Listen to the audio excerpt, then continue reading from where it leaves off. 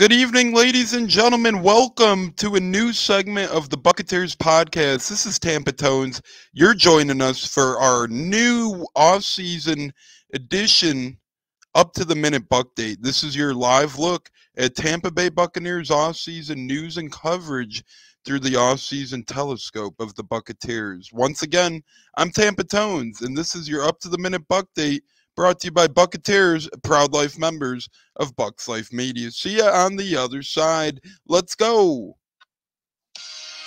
Who you with, dog? With the Bucks, dog. You sure you with the Skins? Wait, Raymond James, dog. Jaguars, dog. Man, you crazy. Dolphins, Buccaneers, dog. Cowboys. I'm talking about the Bucks. Yo, welcome to Tampa, home of the Raymond James, where the Bucks put it down and they bring the pain. Man, you hear them cannons shooting, all the fans rooting, rookies and child's play. Now that we got John Gruden, every game off the chain. Good evening, ladies and gentlemen. Welcome into the up to the minute Buck Date. I'm your host, Tampa Tones here, and we got a goodie.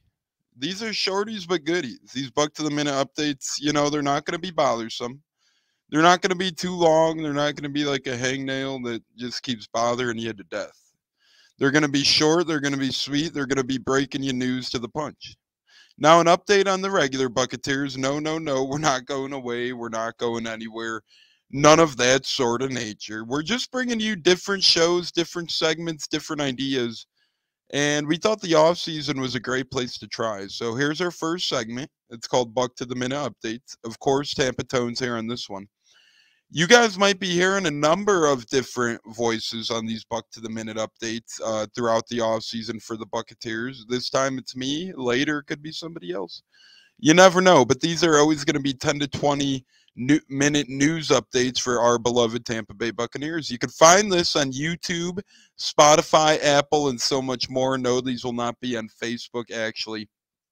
These will just be on here because these aren't live segments. These are going to be short segments. Yes, they're going to release day of, but these are true podcasts, old-time podcasts. So sit back, relax, and enjoy on your way to work or as you grab a cold one or whatnot. Either way, we're honored to have you guys join us for episode 68.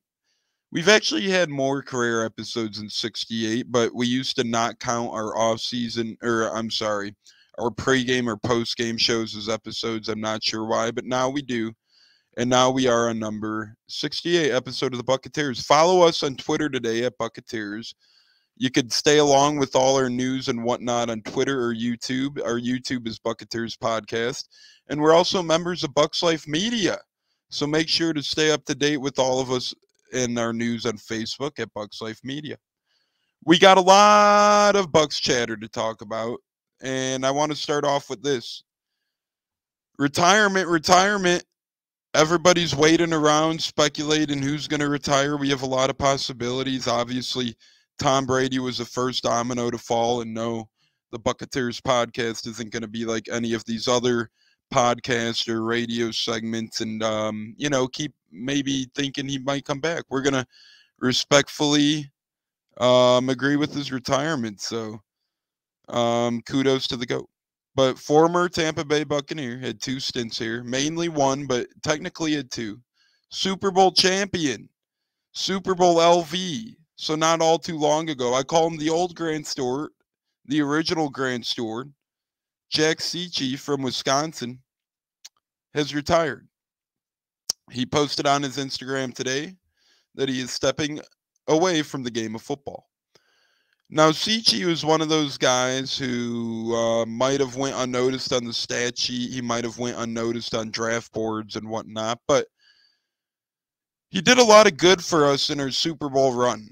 He was injured early that year, and then we waived him. He went to New England in 2020, but then he came back to the Buccaneers, and he was so critical, so critical on special teams. It was crazy. Yes, we waived him on December 2nd, but the Bucs re-signed him on January 2nd off the Patriots practice squad. On January 19th, Cichy was placed on injured reserve. So he had 2 weeks back, and those were playoff games. One of them was regular season, one of them was playoffs, but they were big games. Throughout the early duration of his career, the Bucs traded up to get Cichy, actually. They traded J.J. Wilcox to get him. Played in 6 games as a rookie, tore his ACL. In 2019, Sitchy played in 4 games, and then he was placed on injured reserve with an elbow injury. So this is a warrior who battled and battled, and he didn't retire last year, but he was a free agent all last year, and he didn't get signed. So he probably woke up and thought, I could start my career after football now. You know, he might get signed, or he may have gotten signed by the up-and-coming USFL, the XFL, and so forth. But some guys don't want to do that. Some guys don't want to settle, and I cannot blame them. He's a Super Bowl champion. He had a hell of a career at Wisconsin. Hell, if it wasn't for all these injuries, we would still be talking about him today. So kudos on a hell of a career, Jack Sitchy. I have his game-worn jersey, game-worn gloves, sideline-worn cap. He was just one of those players that was, like I said before, under the radar, but always well-respected, always highly talked about by coaches. Always a locker room enjoyment. He's really good friends with a lot of Bucs today, such as Levante David, Pat O'Connor. And you could just see the outpouring number of Bucs support that he received. And it was really beautiful to see. So thank you, number 48, for everything you did for the Bucs. Later moved to number 50 with the Bucs. But no matter what number you were for the Tampa Bay Buccaneers, you were truly, truly respected. And it was an honor watching you go to war for us on Sunday, sir. It was an honor watching you take the gridiron and cracking a cold one, or doing whatever you like, eating wings and watching football. It was just an honor to call Jack Sitchy a member of Super Bowl LV champions Tampa Bay Buccaneers. We could forever be grateful in that and appreciative of that. Today, Greg Allman shared some news, and it wasn't breaking news on his behalf, but an account today put it out there that the Buccaneers are likely to play the Kansas City Chiefs in Germany, Munich, next season. And it would be the first ever game there, so it would be history for the NFL. The only damn problem with that is it would take away a home game from our beloved Tampa Bay Buccaneers. Now, a lot of people like overseas games. I don't mind them when they're not my team, but when they're taking up a home game from my team, I get a little pissed off. As we know, the Bucs got shorted one home game this year with the new 17-game schedule. It's never going to be even. So, yeah, say the Bucs play the Chiefs next year. That game's going to be in Germany. Damn it, we get a home game for that. So that means we're going to get ripped off a home game the year after we're on the road again. So this new 17-game schedule, we really won't see 9 home games for our beloved Bucs until 2024 at the earliest. And even then, the NFL might slap us in the face with another London or German game. And again, not knocking these, not dogging these, but it's just a lot for an NFL franchise to play one of these as their home games, especially. Go over there, go overseas, and then just have such short week rest, you know. And then if your bye week's not following, that's even more of a concern. At what point does it concern people on the behalf of injuries and whatnot? So all these reports are Bucs will lose a home game next year to Germany. I'm in no fan of that. But let us know at our Twitter handle, at Buccateers, or let us know on our YouTube, at Buccateers Podcast, what you think if the Bucs do have a German game, a game in Germany, or even a game in London. Would you be happy? Would you be upset? Would you be pissed off? That's the word of the week is pissed off. And I was pissed off at a bogus clown, a distasteful clown, Rich Ohrnberger. You guys might have heard of him. Actually, you probably haven't heard of him, as I never heard of him until these damn foolish stunts he just tried to pull last week. This guy's an egomaniac. It was a damn shame what he's trying to do. He already deleted one of his breaking news things, and I guess he's the host of Extra 1360, host of Fox Sports Radio, analyst of San Diego State football, former Penn Stater, former practice squatter of the Patriots, Cardinals, Chargers. So this guy has a deep resume. What's really disgusting is he's been a liar, and he's been exposed for lying. Last week, it was Friday, he tried to tweet that superstar quarterback of the Kansas City Chiefs, Patrick Mahomes, would no longer let brother Jackson or fiance Brittany at home games. He wouldn't let them into Arrowhead. No matter what you think of Patrick's annoying brother and his annoying fiance, because yes, they're pretty annoying to most people. You know, some people might find him entertaining, whatever. At the end of the day, no matter what you think of him, it's just idiotic to think that Patrick Mahomes would tell his own brother and his own fiance, "You're not allowed in Arrowhead." Now, there's two different conversations. You tell them to tone it down, that's one thing. You tell them to change your attitude or game plan on how they approach the day of game, that's one thing. But to, completely annex them from the stadium, to say, hey, you're not welcome to Arrowhead. No, no, no, no, no. Rich Ohrnberger thought it was a great idea to try and tweet that and stir that pot, only for Patrick Mahomes himself and TMZ Sports to refute that. Ohrnberger later went on to apologize, said he was wrong, yada, yada, yada. Well, Ohrnberger, it's a little late, a little distasteful, and a little disgusting. Your credibility was farced and lost shortly after, and now you're forever known as the clickbait king.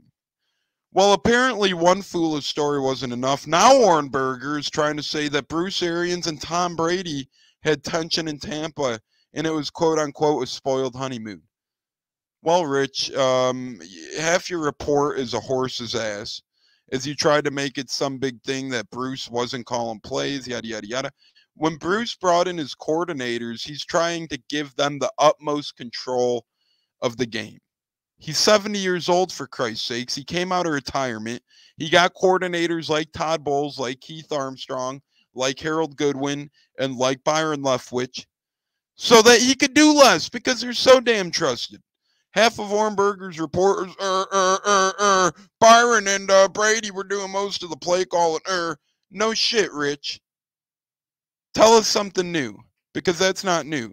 Then he went on to say they didn't have a good relationship, and Bruce Arians refuted the hell out of that. Greg Allman refuted it. Rick Stroud refuted it. John Ledyard refuted it. So many more individuals have reported this nonsense because they know it's blasphemous. He tried to use a red pen or a red ink expression, which that's terrible. Lord only knows what that means. Bruce didn't know what that means, but allegedly it's come in, change the game plan, yada, yada, yada. This man tried to say that Bruce would rehab his Achilles in the morning, come down and change the game plan. Well, where that went wrong is he didn't even rehab his Achilles in the morning often. Matt Lombardo had a great article and said he was told by high-ranking Buccaneers officials that this is not more than garbage information and clickbait. And I tend to agree. And as a fan of Penn State, hell, I'm wearing my Penn State pajamas right now, my flannel pajamas from Penn State right now. As a fan and big-time sports advocate at Penn State, I could not be more disgusted than with what Rich Ohrnberg tried to do. And I'll never forgive him. And he should refute this too, but he's doubling down, saying his sources are impregnated. Well, Rich, you're just a frickin' clown. You're a dumbass clown, and I'm just calling it like I see it. That's all I got to say in your distaste. Up to the minute Buctate. Members of Bucks Life Media, Buccateers segment 1, episode 68 of the Buccateers. Our last little loophole here, last little subject of conversation is Chris Godwin. What's going on with him? It's been reported that pretty damn near every NFL team has been interested. Well, yeah, who wouldn't be interested in Chris Godwin? Penn State alumni has done so much for not only the Buccaneers, but the area of Tampa Bay in his 4 years here. It seems like he's been here so much longer, hasn't it? That's how good of a pro he's been. But he's a free agent. The Bucs would obviously like to franchise tag, or not franchise tag him, sign him to a long-year contract. They franchise tagged him last year. This year they would like to lock him up long-term, even after a gruesome injury. And can you blame him? I mean, when Godwin and Evans are on that field, this offense is magical. You know, don't look after much things other than that. So it'll be an interesting offseason. But what we do know, what I do know, Tampa Tones here, is that the Bucs would love to have Godwin back, and not only for a year or two, but for the long-term future. I think at the minimum a 3 or 4 year deal. So be on the lookout for Chris Godwin news and perhaps franchise tag news as well. The franchise tag window is now open, and many expect that either Godwin, I don't expect it because we did last year, but some still think Godwin, or some think Carlton Davis, and then outside chance of Jordan Whitehead, but expect their franchise tag to be used, and I think Carlton Davis would be the perfect cat to use it on. So we'll see where that goes as well. Again, March 8th is the deadline for not only the Bucs, but the rest of the NFL to use the franchise and transition tags. We'll see what happens. Obviously, if you use a transition tag, other franchises could still negotiate. The franchise tag is a one-year deal where they are locked up with the franchise at hand. So be on the lookout for the Bucs to give it to either Godwin, Davis, or Whitehead in the coming weeks. Again, it's 2/22/22. Is that a sign for number 2, Kyle Trask, to start? Rumors are swirling that he may be the man. Fan base unhappy, but he was a Heisman hopeful. So hopefully in Tampa he could be a hopeful. All right, ladies and gentlemen, that wraps it up on the first Up to the Minute Buctate. It's already been a fast 16 minutes. These things go really, really quick. I've had a blast. I'm Tampa Tones. Be on the lookout in the next couple of days for the next Up to the Minute Buctate, where we hopefully bring you guys new quarterback news, as Deshaun Watson had some news today, and it was not good.